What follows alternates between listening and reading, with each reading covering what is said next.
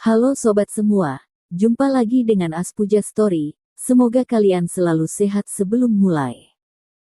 Jangan lupa subscribe, like, komen, serta nyalakan lonceng biar dapat notifikasinya update terbarunya. Bab 9 Sepupu yang Sombong. Semua yang terjadi pada hari itu ada di depan mata semua orang. Kakeknya Darwin benar-benar tidak bersalah. Orang tua itu terus bersih-bersih dengan serius dan hati-hati. Seorang pemuda kaya melempar ukiran giok itu hingga hancur, kemudian menyalahkan pria tua itu. Yang lebih menjijikkan adalah setelah Jason tiba, tidak hanya tidak membantu orang tua itu, tetapi karena orang kaya itu dalam masalah, dia juga yakin bahwa itu adalah kesalahan orang tua itu. Kebalikan dari kenyataan. Jason, kamu benar-benar hebat. Aku sangat mengagumimu. Sekarang kamu telah dipecat. Uang ganti rugi ukiran batu giok itu dipotong dari gaji dan bonusmu. Selain itu, kamu telah mencoreng citra grup Sinstar, maka aku akan meminta pengacara perusahaan untuk menuntutmu. Victor menepukkan telapak tangannya ke meja dan berbicara dengan marah. Jason sangat ketakutan sampai tidak bisa berdiri dengan tegak lagi. Dalam sekejap dia bersujud di lantai. Victor, ampuni aku tidak berani lagi. Aku akan mencari orang kaya itu untuk mengganti rugi ukiran giok itu. Aku sudah tahu salah. Beri aku satu kesempatan lagi. Beri kamu kesempatan. Barusan saja kamu memaksaku untuk tanda tangan, apakah kamu ingin memukulku? Aku sudah memahami orang sepertimu ini, kata Victor. Jason gemetar ketakutan, menatap Darwin lagi, memeluk kakinya dengan hidung penuh ingus dan wajah penuh dengan air mata. Kak Darwin, tolong bantu aku, memohon belas kasihan. Aku tidak mengenali seseorang yang berstatus tinggi, aku salah. Aku akan pergi dan meminta maaf kepada kakekmu, aku akan membayar biaya pengobatan rumah sakit. Darwin menatapnya dengan arogan dan meremehkannya. Mengangkat kaki dan menendangnya ke samping. Ketika kakekku dianiaya, apakah kamu pernah mengampuninya? Ketika kakekku dipukuli oleh satpam atas perintahmu, apakah kamu pernah tahu itu salah? Dalam usianya seperti itu dia telah ditindas dengan kejam olehmu, kenapa harus memaafkan bajingan sepertimu? Kamu pantas dipecat, dan pantas dituntut. Jika tidak ada hukum, sekarang aku akan menghancurkanmu dengan satu pukulan. Mata Darwin penuh dengan cahaya yang ganas, membuat Jason ketakutan sampai meringkuk di sudut dinding dan tidak berani bergerak. Kemudian Victor memanggil satpam, dan membawa Jason keluar untuk mengurus pengunduran dirinya, dan kedua pengawal itu juga diberhentikan. Keduanya masih ingin memohon belas kasihan kepada Darwin, tetapi memikirkan konfliknya terhadap Darwin, dan juga tahu bahwa tidak ada drama lagi dan pergi dengan ekspresi yang menyesal. Tidak ada orang yang tercela lagi di dalam kantor. Victor menjadi sedikit lebih santai. Apakah Darwin puas? Sudah Victor, terima kasih, kata Darwin. Aku akan mencari orang untuk meminta maaf kepada kakekmu, dan memberikanmu kompensasi yang pasti. Adanya sampah seperti ini di dalam perusahaan, aku juga lalai dalam bertugas. Tidak perlu, bisa membersihkan nama baik kakekku saja sudah cukup. Darwin melambaikan tangannya. Victor meminta maaf lagi dan berkata, Darwin, sebenarnya aku terus bertanya-tanya, mengapa kamu membeli tungku suande palsu itu? Dengan penglihatanmu, seharusnya kamu bisa melihat bahwa itu barang palsu. Dengan harga 5 juta benar-benar merugikan. Setelah mendengarkan, Darwin tersenyum tetapi tidak menjelaskannya, dan mengeluarkan tungku suande palsu itu. Di depan Victor, dia meminta satpam untuk membawakan busur gergaji yang tajam, kemudian membelah tungku suande itu, yang membuat orang tak menduga adalah ternyata di dalam tersembunyi sebuah cincin emas murni bertatahkan giok. Batu giok seukuran jari jempol yang berwarna hijau tua itu sangat cerah, dan berkualitas bagus. Victor tercengang begitu melihatnya, dan berkata tanpa disadari, jenis kaca yang berwarna hijau kekaisaran. Harta yang berharga. Jenis kaca adalah jenis giok tertinggi, dan hijau kekaisaran adalah tingkat warna giok tertinggi. Bisa dibayangkan betapa tingginya harga giok jenis kaca hijau kekaisaran. Jangan hanya melihat sepotong sebesar jempol jari, tetapi harganya mencapai miliaran. Dari awal Darwin sudah mengira bahwa itu adalah barang yang berharga, tetapi dia tidak menyangka cincin giok kecil ini sangat luar biasa dan membuat Victor terkejut. Darwin, kamu benar-benar manusia dewa. Apakah cincin ini dijual? Aku akan memberimu harga sebesar 6 miliar. Jika menurutmu masih kurang, kita bisa diskusikan lagi, tetapi harga ini pasti tidak rendah. Kamu bisa mencari tahu di luar, aku tidak akan membohongimu. Victor berbicara dengan semangat, memegang cincin itu penuh dengan cinta. Dia telah bermain giok seumur hidupnya, ternyata dia adalah seseorang yang bodoh tentang giok. Darwin tahu dasar yang membuatnya yang tidak bersalah dalam masalah karena kekayaannya. Dengan identitasnya sekarang ini, memakai cincin yang berharga ini benar-benar akan membuatnya sengsara. Lebih baik jual kepada Victor untuk mendapatkan uang. Mengenai harganya, dia juga percaya bahwa Victor tidak akan menipunya, dan dia langsung bersepakat di tempat. Di dalam kartu banknya bertambah uang sebesar 6 miliar, ditambah dengan 4 miliar sebelumnya, dia menjadi orang kaya yang memiliki 10 miliar. Dan semuanya mengandalkan kemampuan penglihatan tembusnya. Memikirkan semua ini, Darwin merasa senang dan khawatir, karena dia tidak bisa senang. Kemampuan melihat tembus miliknya apakah bisa kembali pulih, dia tidak tahu. Dia menolak sekali lagi undangan Victor untuk bergabung dengan pekerjaan itu, dan juga undangan makan malam. Darwin ingin bergegas pulang dan merawat kakeknya. Setelah dia pergi, Victor merasa tidak senang dalam waktu yang lama. Bagaimana dia bisa melepaskan seseorang yang berbakat seperti itu? Kemudian dia segera menelepon Jonathan Moe, bos di balik grup Sinstar, dan juga menelepon Presdir Sherina, menceritakan semua yang terjadi sebelumnya, dan sangat merekomendasikan Darwin. Setelah naik taksi dan sampai di lantai bawah tempat tinggalnya, Darwin menemukan ada sebuah mobil Toyota mendominasi terparkir di koridor. Dengan kendaraan off-road kelas atas yang sangat keren dan terparkir di daerah yang kumuh dan berantakan, pasti akan sangat menarik perhatian.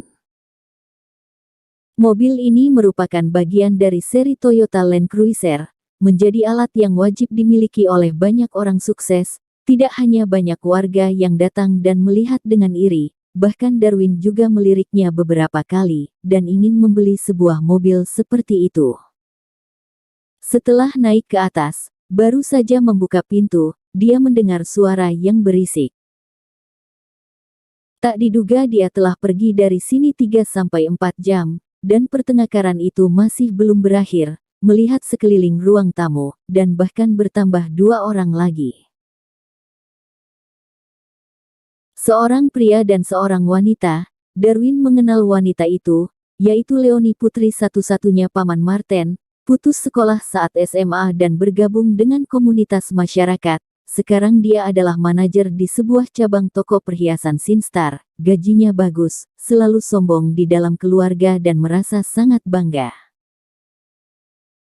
Melihat kedekatannya dengan pria di sampingnya, mungkin itu adalah pacar barunya. Kecepatan berganti pacar sepupunya ini, semuanya bisa melihat dengan jelas, mengandalkan keindahan tubuhnya. Dia bisa berganti 3-4 pacar dalam setahun. Dia adalah seorang master dalam mempermainkan perasaan dan menikmati hidup. Begitu Darwin masuk, Leonie mencibir.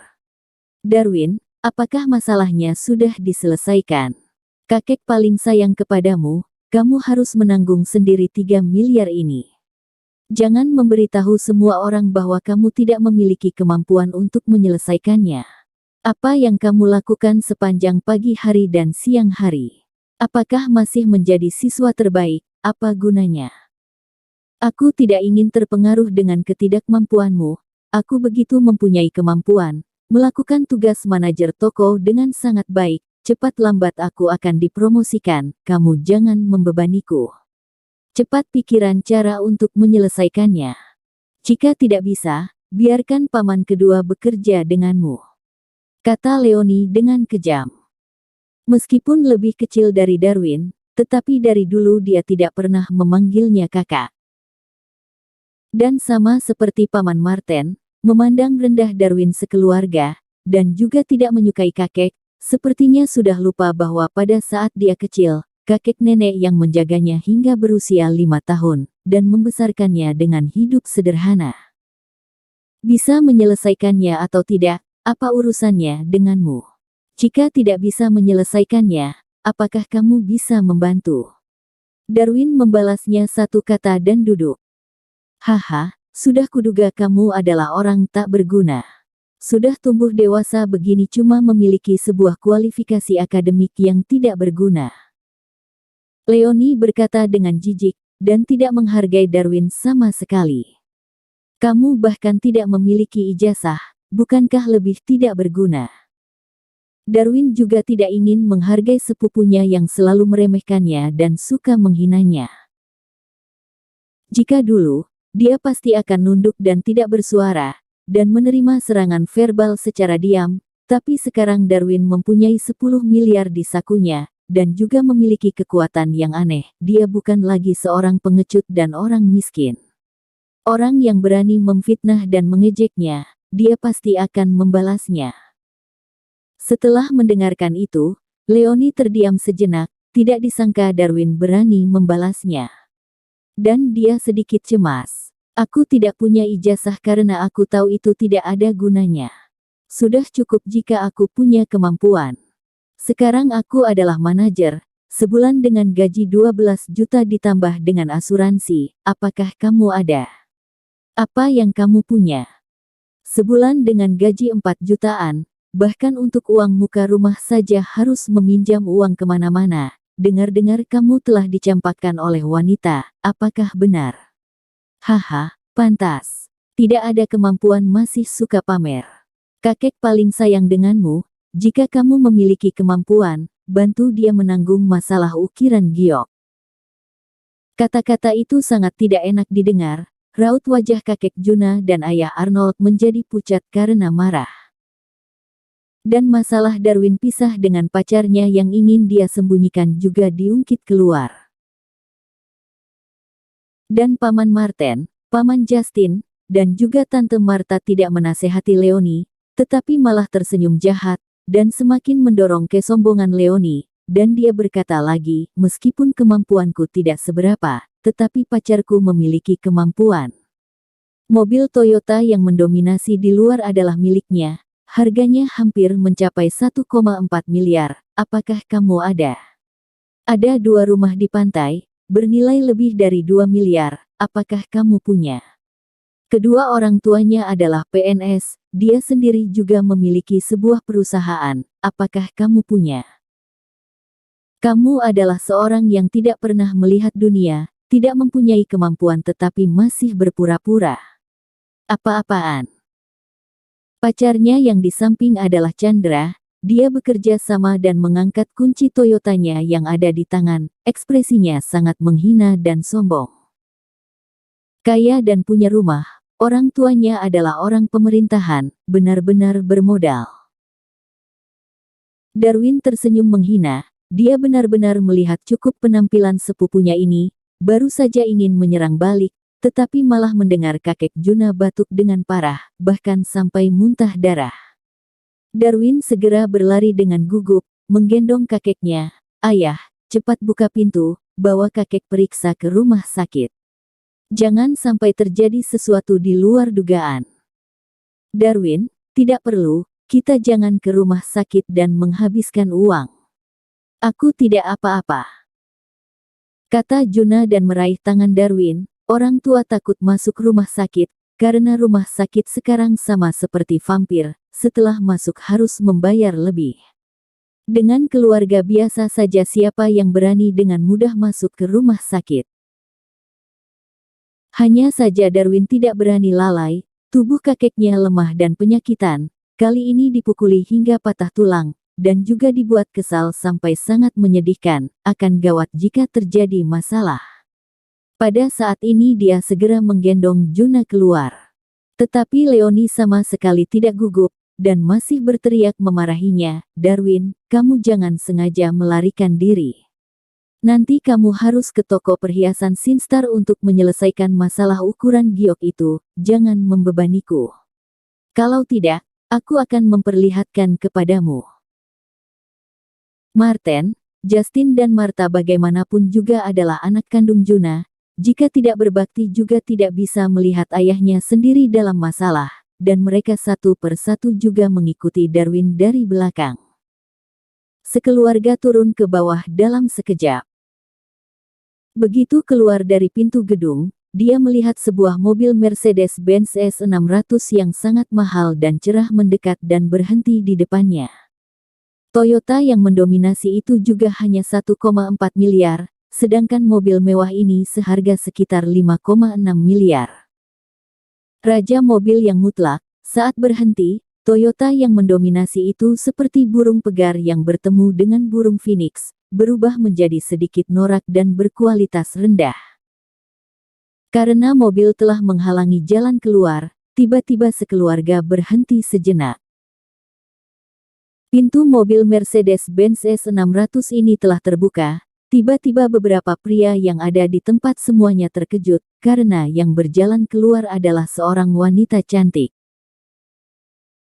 Mengenakan seragam wanita yang seksi dan metropolis, rok pendek dan kemeja, dengan rambut yang indah dan anggun di kepalanya, memperlihatkan leher yang bening dan putih, dua kaki yang ramping dan panjang membuat orang membara, postur tubuhnya bahkan lebih indah, menunjukkan pesona yang fatal. Dan wajahnya yang oval juga sangat indah, dan tidak dapat menemukan cacat sedikit pun, sungguh membuat orang tertegun.